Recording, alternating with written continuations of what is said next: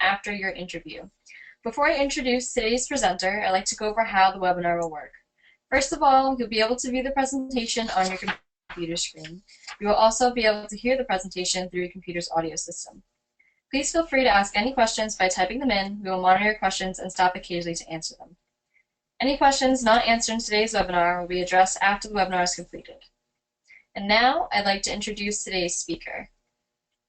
Jenny Nesenjuk has been working in career development and advised 2007 with a primary focus on assisting job seekers to gain the skills and competencies necessary to be successful and accomplish their goals.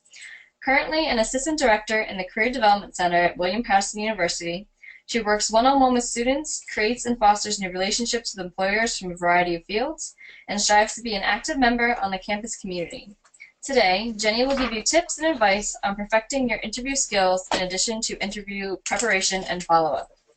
And now, let me introduce Jenny presenting interview skills before, during, and after the big interview. Hi, everybody. This is Jenny. If you give me just 1 second, I'm going to share my screen with you and get this presentation started. Again, please feel free to write in your questions, and I will be happy to answer them as we go. So, we already have 2 questions. Okay. But we will get to them, we promise. There we go. Okay, so today we're going to talk about interviewing and the different stages. How do I click forward? Okay. So we're going to break interviewing down in stages. I think this makes it a little bit easier to handle and a little bit easier to follow. So we're going to talk about what to do before, during, and after your interviews. So before, what we want to do, the first thing is when you land your interview, you always want to make sure that you're researching the company or the organization that you're going to be interviewing with. A few places where you can do this is certainly the company's website. That's the best source because it's going to give you real up-to-date, true information. You can also look at different publications, so news outlets, magazines, newspapers, online sources. Google is a great way to find these. However, just make sure that your sources that you're finding on Google is legitimate. Also, the Better Business Bureau is great for information. LinkedIn, and certainly anyone you know who works at the company.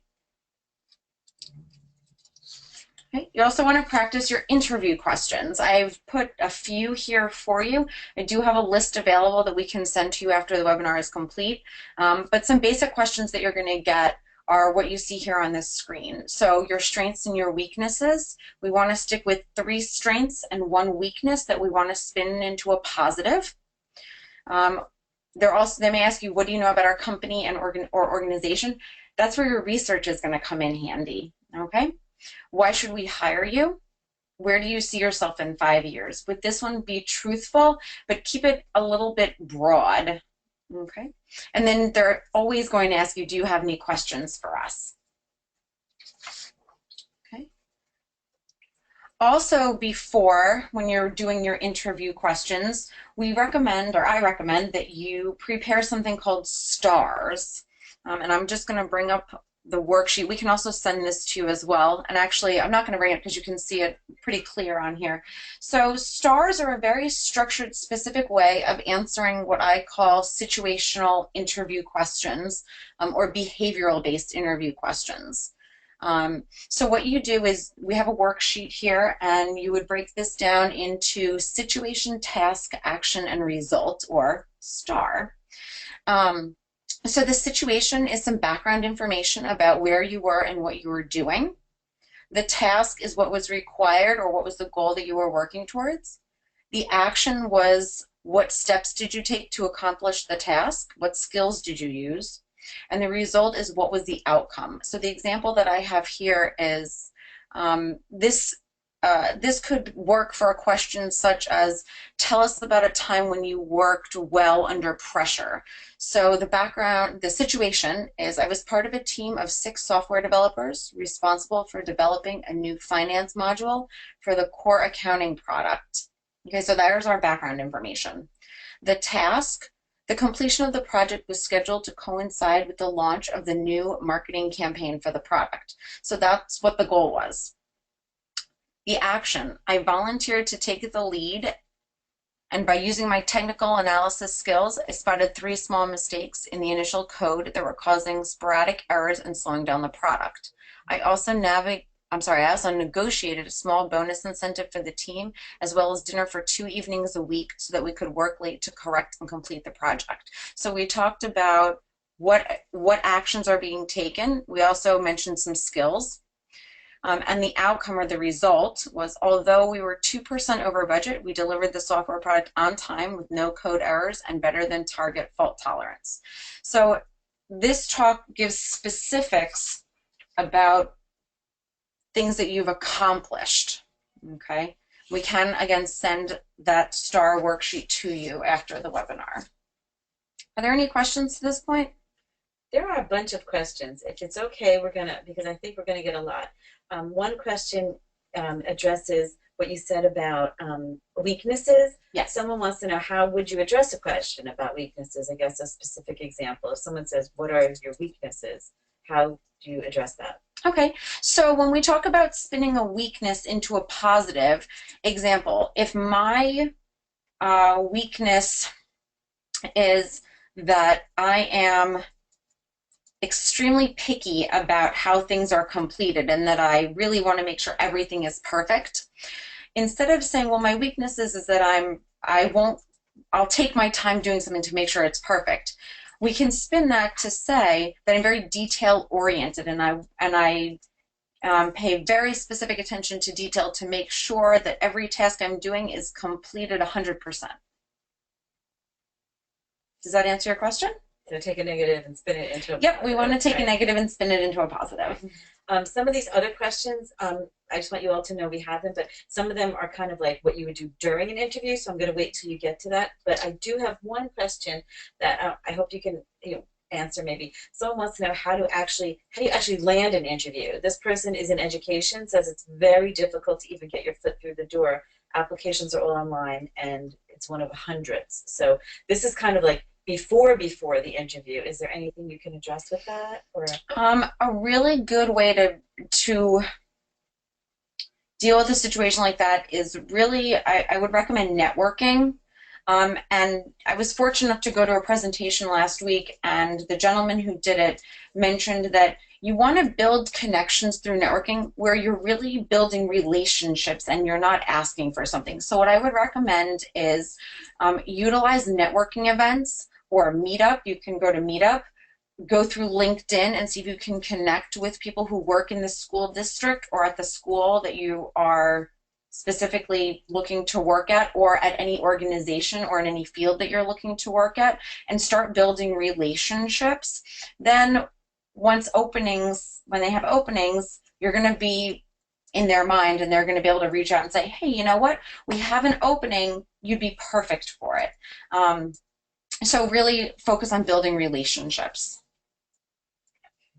would you take one more question? Sure. This is a STARS question. This Okay. is what you just showed. So with STARS, how would you be able to go through an educational situation? And here's the person gave an example. This person interviewed for Director of Special Services, was asked about the programs that she or he had developed. Should she follow the STARS protocol in answering that? And how could she tailor that to the education field? So what you can do is you can provide an example of, it was program development. You can provide an example of program development, and the situation would be that you were asked to develop a new program around what topic. The task would be, the situation would be that you were asked to develop a program, new programming. The task would be around what the specific need was, so the specific area or topic. The action is what steps you took to develop the program, and the result was the outcome. Okay. There's a lot more questions, but I'm going to wait because I want you to get into the during. Okay. So we have a couple, just a few more things for before, and I'll try to go through them quickly so we can get to during. So the next thing we want to make sure that we do before an interview is choose an appropriate outfit. For all of my gentlemen who are on the webinar, you can see on the left-hand side of your screen, this gentleman, he's wearing a two-piece suit. He's in very conservative colors. He is wearing a very plain tie, a long sleeve shirt. Okay, so what we want to do is we want to look very professional. It's better to be overdressed than underdressed. Okay, make sure for our ladies, you can see on the right-hand side, two-piece suit as well. It does not have to be a skirt. You can wear pants. However, if you're going to wear a skirt, you want to make sure that it's an appropriate length. Usually when you put your arms down by your side, the skirt should be longer than your middle finger. That's usually the general rule of thumb. You do not need to wear pantyhose. However, you can if you'd like to. You want to make sure that the top that you have on underneath is, again, a very conservative color. It does not have to be a collared shirt. Gentlemen, you will need to wear a collared shirt. Okay. Shoes, gentlemen, make sure they're polished and that they match your belt. So if you're wearing a brown belt, make sure you have brown shoes on, black belt, black shoes. Ladies, if you're going to wear heels, please make sure they're a little bit lower of a heel. We don't want any what I call club shoes, platform under the toe, sequins, 4-inch stilettos. So again, we want to be a little bit more on the conservative side. Also, keep jewelry to a minimum, both ladies and gentlemen, and also no perfume or cologne. We never know who is allergic, and we don't want to give anybody an asthma attack. I know this goes without saying, but please make sure you take a shower, comb your hair, brush your teeth, put on deodorant before you go. If you, I'm going to associate this with the attire as well. If you are a smoker, please do not smoke once you've put on your interview attire. It will stay on your clothes. Okay, we don't want to have, again, we don't want to have odor. Again, we don't know who is allergic to things like cigarette smoke, perfume, cologne, etc. Okay. Okay. Also, before we would like you to create an elevator pitch. Okay. This is a 60-second, give or take, introduction to yourself and who you are as a professional. You've probably all encountered at some point somebody says, tell me a little bit about yourself, or what do you do? This is a perfect way to answer that question, and you can make yourself some notes, and we recommend you practice this. Okay, so we have a worksheet that's on here. This one I'm actually going to pull up and show you. Give me just one sec, I have it right here. Oops, that's our star. Okay, so creating an elevator pitch. So I'm just going to pull this over. Jenny, can we send these to everybody afterwards? Yep, we certainly can. So the elevator pitch, again, is a 60-second, give or take, introduction of who you are as a professional. So we break it down into parts. So the first part is about 10 seconds. It's your name and what you're currently doing. You want to include your education and when you will be graduating or when you did graduate. So our example for you here is, my name is Carl James, and I apologize, there's a typo. Or no, I'm sorry. My name is Carl James, and I'm a senior at William Paterson University. I'll be graduating in May 2016 with a Bachelor of Arts in Criminology and Criminal Justice. If you have a minor, you can include it if you'd like to. Okay. Part number 2 is about 25 seconds, and this briefly describes your experience, including internships, clubs and organizations, and any work experience that you have. We want to keep this accomplishment focused, and if you are at we can use this for networking too, but at a job interview section, you want to tailor it towards the position that you are interviewing for. So when you go back to your job description, you're going to see that there's going to be qualifications, and you want to focus a little more on the qualifications that you do have from the job description.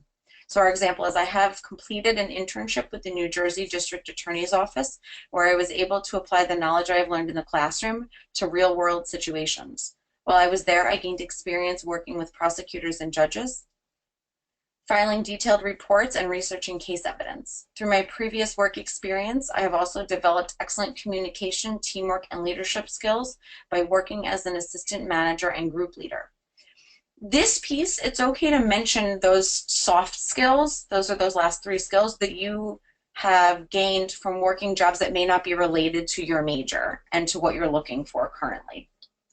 Somebody is asking a question. I'm just going to put it because it fits in here. Okay. What do you do if you don't have previous work experience for this? I think you just say any internships or what you did at school. Yep, so either internships, any volunteer work that you've done, any organizations that you've been part of, any clubs on campus, any sports teams are good as well. Okay. The third piece of this is about 20 seconds, and it's what you're interested in doing or what type of work you're looking for. And it should highlight specifics about where you'd like to be in the future. So I'm interested in a position within the New Jersey state government where I can utilize my knowledge of criminal justice and my experience to help enforce the law and protect the rights of those living in the state. So in a job interview, this piece is going to be tailored either specifically towards the organization that you are interviewing with, the type of organization, the field in general, okay? The bottom part, I'm not going to focus on so much. This talks about if you're using it for networking, so we're going to skip that. I'm just going to say if you're using this for networking, you want to create two-way conversation and ask a question at the end. Are there questions about the elevator pitch? Just that one. Okay. Great. So again, this is something that we recommend that you work on before you go to an interview and continue to practice over time so you get more comfortable with it. Okay. So now we're going to move on to during our interview. Okay. So actually, I'm going to add in one thing I didn't before. Before you go to your interview, it's very important that you know where you're going. Okay. I love to tell this story. At a previous institution, I had a student who who was scheduled for an interview, and the day of the interview, the employer called and said he didn't show up. Well, I don't know what happened. He didn't show up. And I said, I'm so sorry. I will call and get to the bottom of it. So I called the student and I said to the student, what happened? The employer just called me and said you didn't show up. And the student's response to me was, I got lost, so I went home. A quick tip for you all listening out there. Please make sure you know where you're going before the day of your interview. I could almost guarantee you that if you do not show up for an interview because you got lost and went home, that you will not get a second chance. So please get your directions ahead of time. If you live close enough that you can make a dry run, take a dry run so that you know where you're going. The other thing is on the day of the interview, please make sure you take the telephone number of the person you're interviewing with you, so that way if you do get lost or you hit traffic or something happens, you can pick up your cell phone and you can call and let the employer know what's going on. Okay. So now we'll move on to the day of the interview. So during our interview, we want to answer all questions to the best of your ability. You want to stay away from topics of salary and benefits during a first round interview unless you are specifically asked about them. That was a question, if I may interrupt. Yes. Somebody said, what if you are specifically asked about salary benefits? Okay, so if you're specifically asked about your salary and benefits, you want to answer truthfully. So you're going, again, you're going to need to do a little research before you go. The best place to do research about salary is people working in the field. Even if you know people who are working at the organization or company, they're going to be able to give you the best information. You can also use different sites. Glassdoor is a really great site. Also something called ONET. It can give you nationwide salary information. However, you can also dig down and it will give you state information. Okay. The other thing is, part of it, being honest about your salary requirements, is you knowing what you need to pay your bills. I'm sure everybody, lots of people have student loans. We're all looking to move out on our own. Any other things that are required monthly. So what you really need to do is sit down, create a budget, figure out what you need, what you need is going to be what you absolutely have to have is going to be your low number. And then what I would do in terms of a range is go from what you absolutely have to have and go $10,000 up, and that's going to be your range. Hopefully they're going to meet you somewhere in the middle, and you're going to give yourself a nice $5,000 cushion so that you can, one second, a nice $5,000 cushion so that you can take a vacation, so you can splurge a little if you need to, so you have a little emergency money, God forbid. So that's typically how I recommend to students and to anybody that you figure out your salary requirements. Thank you. Okay. You want to make sure you leave your cell phone in the car or turn it off. If you absolutely have to have your cell phone on during the interview, please put it on vibrate and just let the interviewer know at the beginning of the interview that you have a situation where you need to have your cell phone on.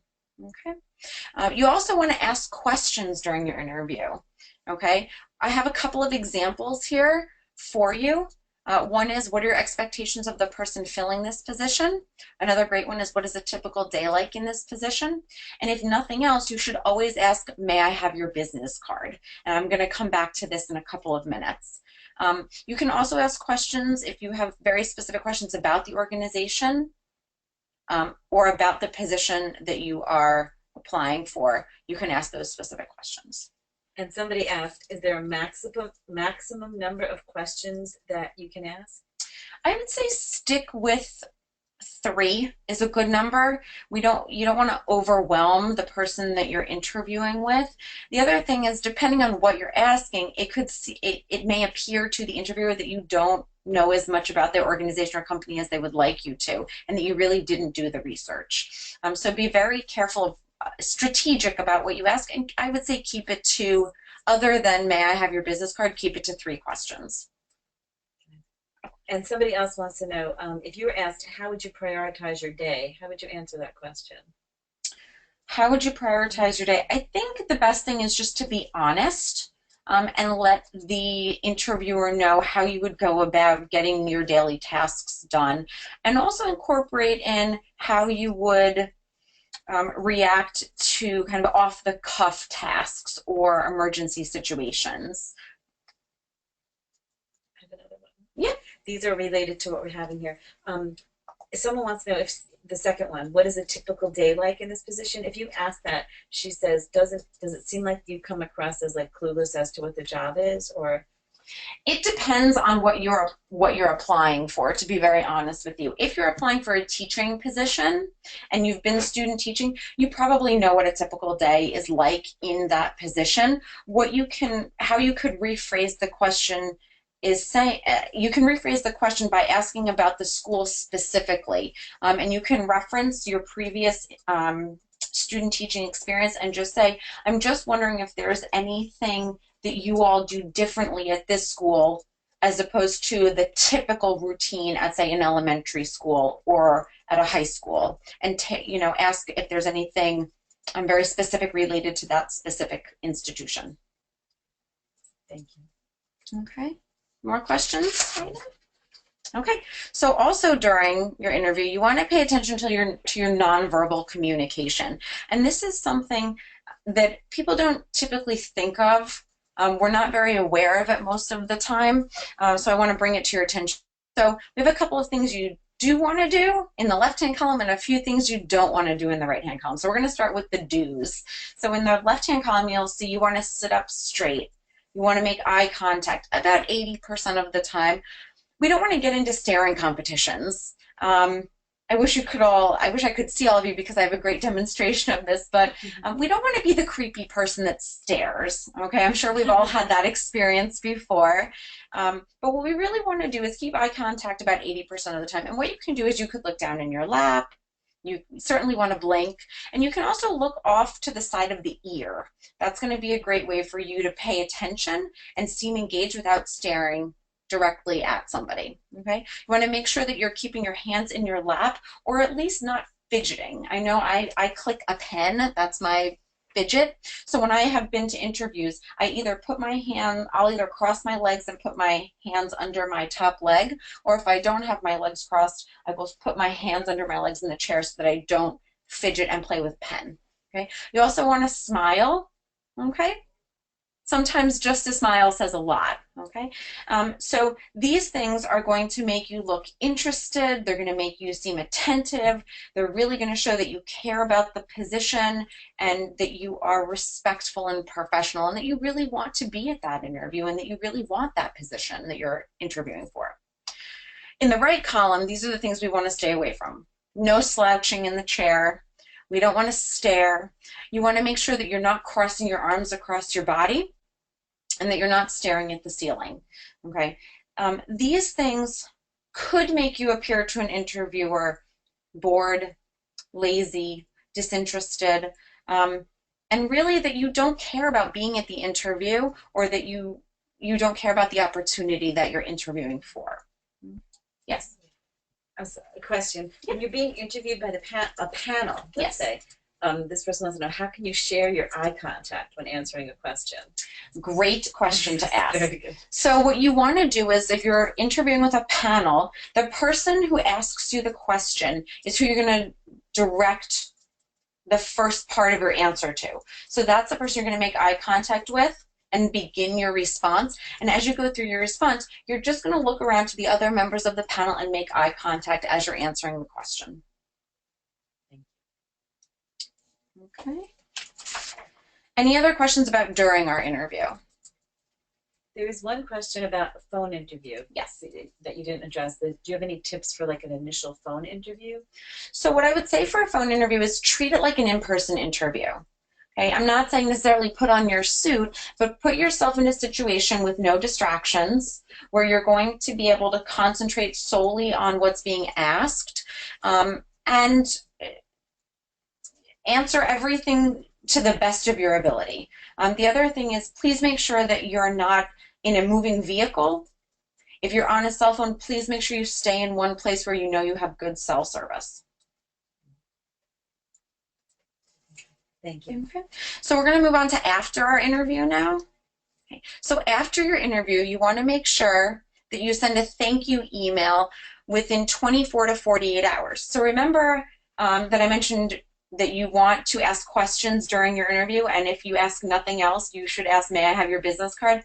This is exactly why you need that business card. You want to make sure that you have an email address for every person that you met with. So every person that you interviewed with, you want to have a business card for, and you're going to send each one of them a separate email thanking them for their time and reiterating your interest in the position. Okay, so usually we say 24 hours. However, if your interview is on a Friday afternoon, as long as that thank you email is in the inbox Monday morning, you're fine. Okay. We also want to contact your references. Okay, you always want to make sure that you have 3 references. 3 to 4 is usually a good number. 3 references, and these should be previous supervisors, managers, professors, advisors. Okay, you want to make sure that you're providing accurate contact information, email address, phone number that work. And after your interview, you want to contact those references, let them know who you gave their information to, and also you want to provide them with a copy of your resume. Okay. You also want to follow up after your interview. This is really important. A lot of people don't realize that following up makes you stand out. Okay, so you want to follow up in one of 2 ways. One is either on the timeline that the employer gave you. So if the employer said to you, we'll be in touch next week, at the end of next week, you would want to wait until the end of the week, give it 1 day, 2 days, and call and follow up. If they give you no timeline, 2 weeks is a safe bet, and then you would call and follow up. Okay. A follow-up can be either an email or a phone call, and it's very short and sweet and to the point. Dear so-and-so, I wanted to follow up on the name of the position. I'm still extremely interested. Here's why. Thank you so much, and your name. Same thing with a phone call. Okay. This will make you stand out, okay, because not everybody does it. So it shows that you really are interested in the position and that you care about it. Okay. Questions? Okay, we do have more questions. Good. I love Okay. questions. One question. What if you asked a question during an interview and you don't have the answer? Like, I guess this person, if you're supposed to be going for an advertising job maybe, and they ask you a question, maybe you blank or maybe you just don't know that yet. How do you gracefully do that? Okay, so there's 2 things you can do. If you need a little time to think of the answer, you can buy yourself some time by, number 1, asking them to repeat the question, and or you can repeat the question back. So example, if somebody says, tell me about a time when you worked well with a team, and you need a minute to think about it, you can say, a time when I worked well with a team was. So it buys you a few seconds to collect your thoughts and think of your answer. If it's a question where you genuinely do not know the answer, maybe they're asking you about a specific skill set that you don't know, be very honest and say, I'm not aware of how to use that program. However, I'm a fast learner and I'm willing to teach myself or get some training. Okay, thank you. A lot of questions. What do you do if you're in an interview, you realize, this is a little bit bizarre, you realize that the interviewer is just going through the motions and asking really typical questions, and you kind of have a hunch that they've already decided on the other candidate? Like, should you just continue as usual, or? What I would recommend is continue as usual through the interview. You can never have too much interview practice. So use it as an opportunity to practice answering interview questions. At the end, if they ask if you have any questions, you can say, no, not at this time. May I have your business card? Thank you so much. Okay. Is it inappropriate to ask, if you didn't get the job later, why you didn't get hired? You can ask for some feedback. So if you're notified that you were not selected for the position, you say, thank you so much. I was hoping you could provide me some feedback as to why I was not selected. Okay.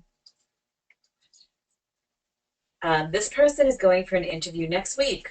Congratulations. So she interviewed with this company 2 years ago, and the timing and the position available at the time was not a fit for her.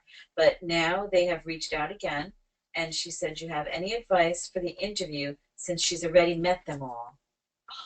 You can start simply by saying, it's nice to see you all again. I'm happy to be here. That should break the ice. And then you can, any information that you already know about the company, you can reference. And then at the end of the interview, just say, it was so nice to see you all again. I hope to see you in the future. Should she say anything about 2 years ago, or? You don't have to. You can simply say, it's nice to see you all again. If they reference 2 years ago, depending on your comfort level with addressing that, you can speak about it, but you don't have to. Okay. This is a little bit with your resume. Is it necessary or appropriate to list the contacts of your contacts and references on your resume? No, your references should be a separate page. Any professional document that you have, you'll want to have the same contact information heading on. So your name, address, phone number, email should all appear in the same format on all of your documents. But you should have a separate document for your resume, a separate document for your cover letter, and a separate document for your references. Okay. Right now, there's no questions coming in. No questions. Wait, here's more questions. More. I have Go one. ahead. Can I ask one? Sam? Sure. So I was talking to someone who had an interview at Fox, and the first process was, it was an online interview, but it wasn't like a Skype interview. It was just, it reads you questions. You have 5 seconds to think, or I think 20 seconds to think, and you have 2 minutes to answer. So how would you, like, what are some strategies? Because I feel like that's very unusual and very hard, because it's not even like a phone interview with a person, it's a computer, and then they watch it. So were they typed responses, or were you recording yourself? Recorded, yeah. I would say it's a little bit of a pressure situation, but that's why practicing your interview questions is going to be so important. We do have a document that we'll send you of interview questions, so you can all practice. But, you know, practice, it sounds very cheesy, but practice makes perfect. And you want to treat that like a regular face-to-face interview. So again, put yourself in a place where you're not going to have any distractions. Think of your stars, create your elevator pitch, and answer as honestly and as truthfully as possible. Would you dress the same way as an in-person interview too? I would say you don't necessarily have to dress in your suit or how you would go to an in-person interview, but put on something that's not pajamas and sit maybe at your desk at a table. Don't lounge on your bed, don't sit on the floor, and same thing with a phone interview. Treat the phone, treat the computer like it's face-to-face. Okay, what are references legally allowed to say, like if you lost your last job? So references are not allowed to say anything negative about you. They are only allowed to speak positively about you. This is because if they speak negatively about you, it may or may not be considered defamation, and you could take legal action. Good to know.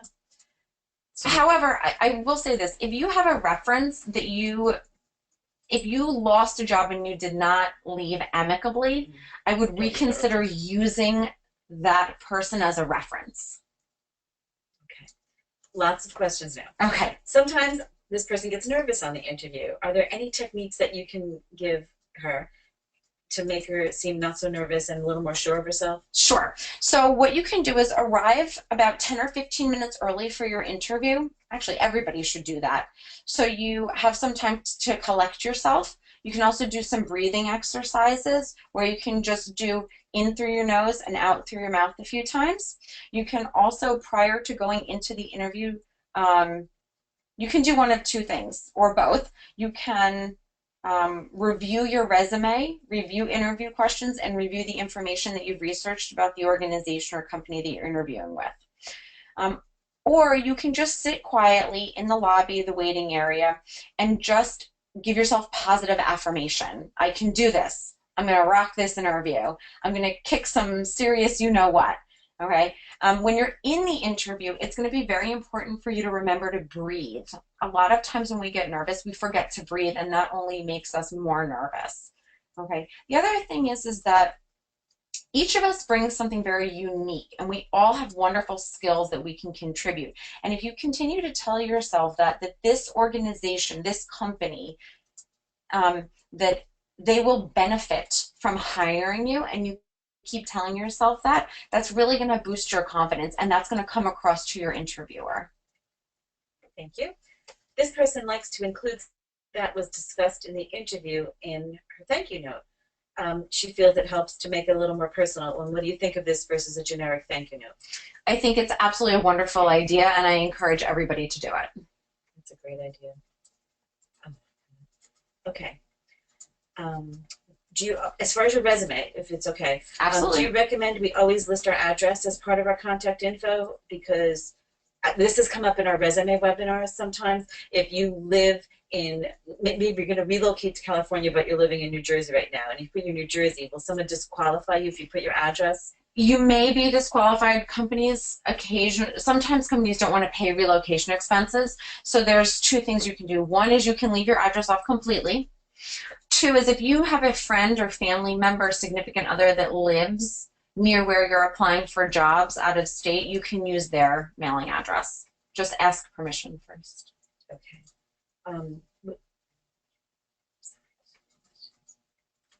Okay. What about, I think this has to do with the references again. Mm-hmm. Or what about a reason for leaving a job? Can somebody say poor job performance? Are they allowed to say that? I don't believe so. I think they're just able to say, yes, this person worked here. Yes, it's really, they have to keep it as positive as possible. Again, employers really do not want legal action because they've even said anything remotely negative about you. So they're most likely not going to say poor job performance. But again, I would leave that person off as a reference, and let's find someone else for you to use. This person wants to know about the best content for a cover letter, and I'm just going to say, because I feel like I learned this today, is when you gave that elevator speech, mm-hmm. That can be a condensed version of your cover letter almost, right? So it can be. A couple of things with a cover letter. The hardest part about writing a cover letter is writing it the first time. I have the same cover letter that I had 10 years ago, and I tailor it to each job that I've applied for. So that's really the hardest part. If you contact the Career Development Center, we can send you a sample. But the biggest piece of advice I can give you for a cover letter is you really want to focus on the qualifications from the job description that you do have and highlight those and speak to those. Okay. How can you avoid answering personal questions during an interview? Like if someone says, are you single? Do you own your own home? Do you have children? Legally, they're not allowed to ask you personal questions like that. So how do you You say can, that nicely? it's up to you. If you are comfortable answering the questions, you are more than welcome to answer them. If you do not wish to answer them, be very honest and just say, you can say it's personal information. Let's talk about your organization. You can change the subject instead of answering the question and say, and ask a question related to the position or the organization. Okay. If an employer asks why you're looking for a new role, is it okay to say, if you've been laid off, is it okay to say you're looking for a new opportunity? Absolutely. You don't have That's to a say. perfect answer. Oh, there you go. Good job, Stephanie. Are employers allowed to ask your references the salary that you made? I know we're in a lot of reference questions. I don't believe so. Again, that's personal information, and I do not believe that an employer gives out that information. A previous employer gives out that information. Okay. However, when you apply for a job, sometimes they will ask you what you made in a previous position. My biggest piece of advice is do not lie. Tell the truth. However, what you can say if you are asked what you made in a previous position, you can tell them, and if you're looking to increase your salary, you can simply say, I made $30,000 in my previous position. However, I now have X, Y, and Z skills, and I believe that those are worth and your salary range now. Okay. This is a question about being, this person was wrongfully terminated, Okay. and it was in the education field. Okay. How would a prospective employer view that? And if it comes up, which it probably would, because if they contact your previous employer, how would you address that in the interview? This person is actually concerned that it could, make her not hireable in the field anymore. So you can go about this in two ways. One is you tell the truth and you say what you've learned since then from this situation and how you have, what skills you've used to move forward. The other thing is you don't have to disclose that. And even if it's asked, why did you leave your last position? As Stephanie says, I'm looking for a new opportunity. Okay. More references, okay? That's okay. We had talked about, someone asked a question about the references, what they ask. I think there's a lot of education people here. Okay. They're saying it's like the administration in a district that would be put down as a reference, not like a person. So I guess in education they will ask for the administration, and a letter will go to the administration, probably just to verify their employment is what I'm thinking. Right. And so someone asked also what kind of questions are asked to references. I think if it's personal references, like you put down professional and personal references, they may ask, how long have you known the person? Do you think they'd be a good fit? If it's an administration, they're really just calling them to find out, did she work there or did he work there? Right. So if they're asking for the administration, they're probably calling the Board of Education. Yes. In education, they're probably calling the Board of Education to verify your employment. Yes. And all the Board of Education is allowed to do is say, yes, this person worked here, and your job title. If you're using a reference that's not the administration, you can use your principal. If you did student teaching, you can use your classroom teacher, the vice principal. So you can use somebody who speaks to your work ethic, your abilities, your skills. And those are typically things that references are going to be asked when they're called, is they want to know about your work ethic. They want to know about a lot of times how you work with others. If you're in education, how you handled yourself in the classroom. They may ask very specific questions depending on the field about skills and skill sets.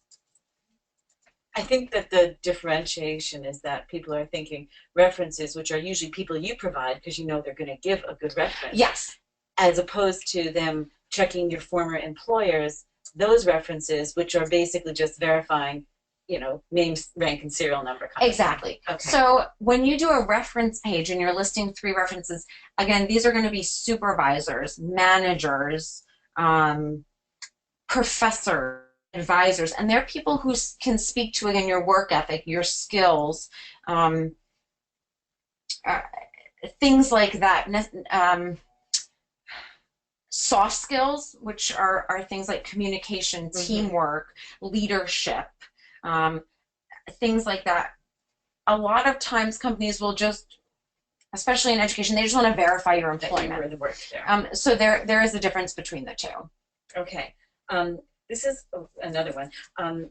Is an employer, a potential employer, allowed to call your old manager even if that person's not on your reference sheet? So, for example, this person, I think, is interviewing with somebody who the interviewer knows this person's old manager. They're not supposed to. Right. They're not supposed to. Now, they may do it and you may never know, but they aren't supposed to. And if they do, technically, they're not supposed to let it affect their decision to hire you or not. But again, right, you may never know. Can't control that. Yeah. This one I think we talked about. Can they ask you why you left or were let go from your last job? And I think you addressed that by saying, yeah, they can ask you why you left your last position. If it was because you were terminated or you left because you had an issue with management, the best thing to do is say, I was looking for a new opportunity. I was looking for an opportunity that would challenge me more. Something very vague, but positive. Okay. If you have a letter of recommendation, a physical letter, when's the proper time to hand that over to an interview? Would it be while you're applying, or would it be during the interview? So you could do it at the end of the interview. You can take your reference sheet with your references with you, as well as copies of those recommendation letters. And at the end, you can say, I just wanted to make sure I gave you my references and my letters of recommendation before I left. If you're applying for a position and they ask you for your references with the application, you would submit the references and the letters of recommendation together at the same time. I think this is yes, but can you list professors and advisors as professional references as well? Yes, however, you want to make sure that it's somebody that you've built a relationship with. So if it's a professor you had the first semester of your sophomore year and haven't had a class with since, that's not somebody you would want to use. Oh, funny, because the next question says, could you contact your reference if you've not spoken to them in years, and how would you approach that? Your professional references are really people that you have relationships with. Example, one of my references is my old manager from my very first career services job in 2007. I have not worked with him since 2008. However, I keep in touch with him, and he knows what's going on in my professional life, and so he is still a reference for me. Okay. I just want to say, because a lot of people are asking, we are going to send a PDF of this presentation to you all, and also Sam is sitting here writing in all the questions with all the answers, so you'll get a copy of that. And it will also be on YouTube because we're recording it as we're doing this. So, and it'll all be there this afternoon. So, okay, there's another question about, like, what if you don't have a relationship because you were at the job briefly, but you have to list that job? I guess just don't use, what would you do?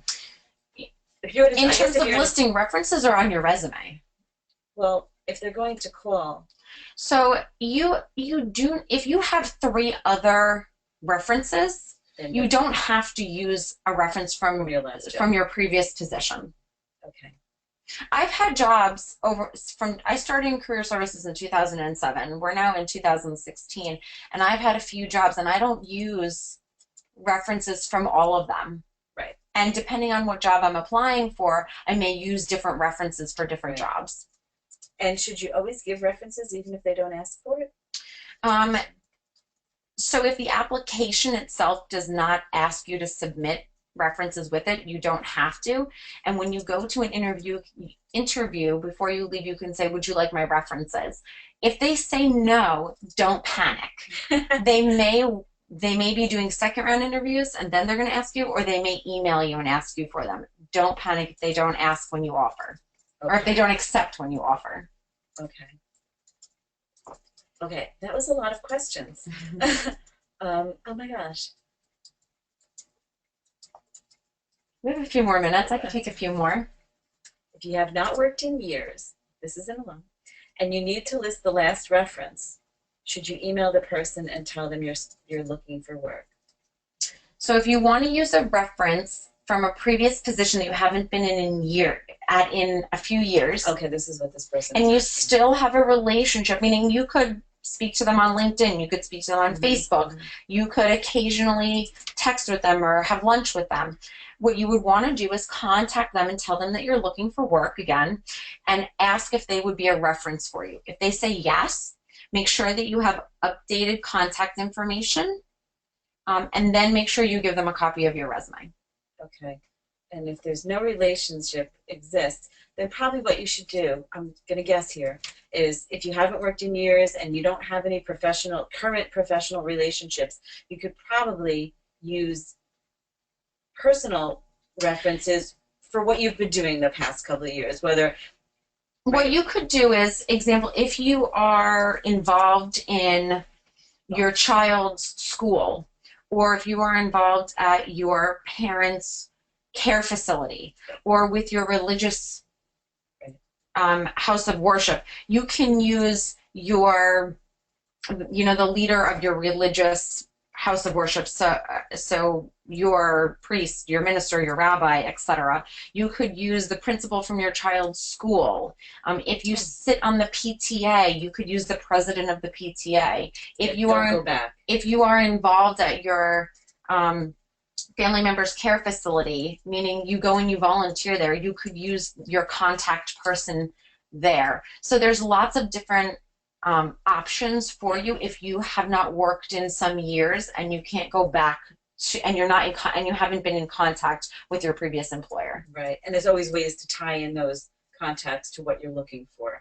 Yep, we would want to. What you would want to do is tailor your resume to include some of those volunteer things that you've been doing. Okay. This person was laid off last September and was recently on an interview. They asked why this person was let go, and the person said due to a workforce reduction. Mm-hmm. Is there a better way to answer or get around this question, or did this person do it well? No, you did it very well. You answered appropriately. I've been in the same situation some years ago, and really you answered it perfectly. Yeah, good job. And just back to the no relationship exists with the former supervisor, should you still list a job? Yes. Just because you list a previous employer on your resume does not mean you have to use them as a reference. And it doesn't mean that they're even going to contact. Exactly. How many people, I'm saying, I'm old, I have employers on my resume that the company went out of business. I have that as well. Right.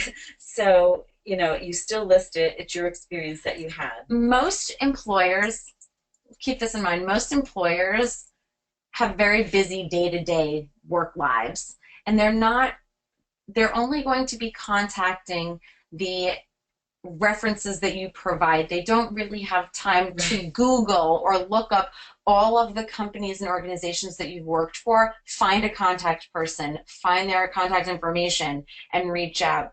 The reason we provide references is you're doing half the work for the person you're interviewing with. You're providing them with a contact person, the contact information. All they're going to do is call and ask about your work ethic and your teamwork and your leadership and your skill sets. Right. Couple more. How many pages should your resume be? It varies. Right. So if you are, it really depends on the field. It depends on how much work experience you have. The old one page only does not really ring true these days. I work in higher education. My resume is 2.5 pages, and that's fine for my field. It really depends on the field that you're in and how much experience you have. Okay, thank you. Person wants to know, can you use a friend as a reference or a classmate that you worked with on several occasions? I would say stay away from that. That's going to be viewed more as a personal reference than a professional reference. If you worked with a classmate on a number of projects for a class, you may want to consider using that professor instead. Okay. All right. Well, I hope we answered all your questions. Like I said, you're going to end now because I know you're on your lunches, most people here.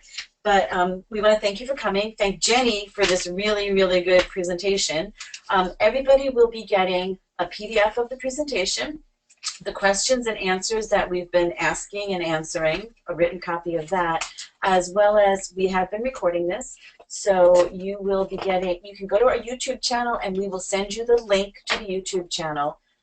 So you can listen to it, view it, stop it wherever you want to stop it and listen or look, okay? Also, Jenny, if Jenny works here at William Paterson, I think maybe if you have any questions, would you be able to provide your contact information? Absolutely. Okay.